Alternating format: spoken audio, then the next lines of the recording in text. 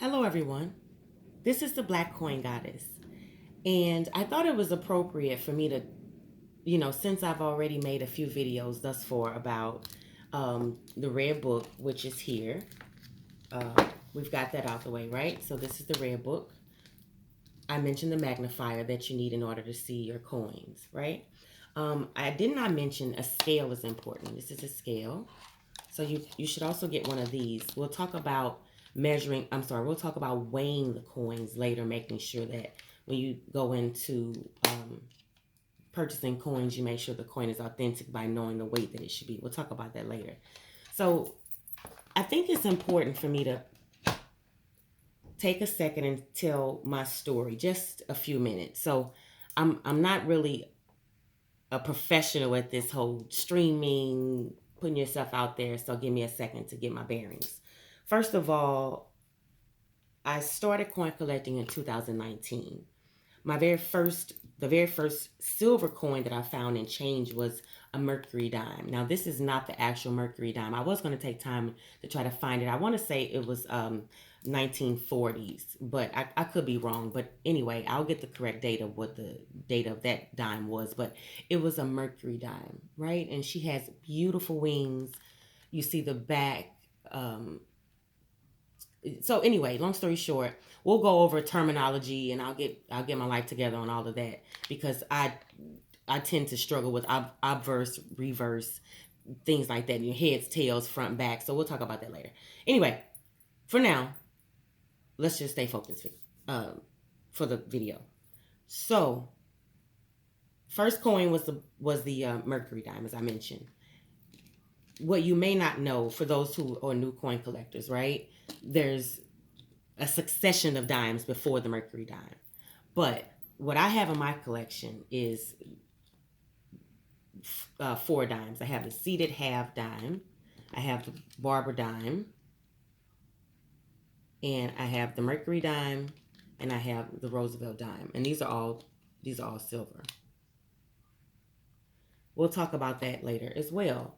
So what I want to do with my channel, one of my goals is to introduce you to coins that you had no idea existed. So pre-1964, there was silver circulating in our change. That's what I learned when I found the silver dime in my change. I was saving change for my grandson, and boom, found the silver dime, went to Google, and my life changed. So the reason this is important, very vital to get this out, is because not only has coin collecting changed the way I view my finances, changed the way I see the American economy, the way I see everything related to what's called God's money, silver gold, sound money, silver gold, even our clad coins. I think I've mentioned that before in one of my first videos, are important coins, and we'll discuss that later.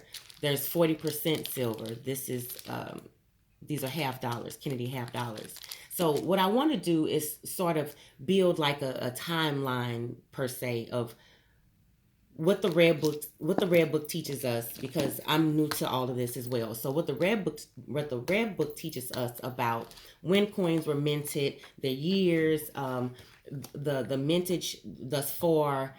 Some of the information is so important. It's like a reference that allows you to follow through to other reference books, because they say you should buy the book and then buy the coin. In some instances, I probably bought the coin first, but that's neither here nor there. Some of my earliest coins I want to start to show you. I'm not going to get it all nailed down in this video. I realize that, but I did want to sort of set the scene. I'm not going to wait till I have everything all pretty and fancy. I wanted to just start, getting the information out now.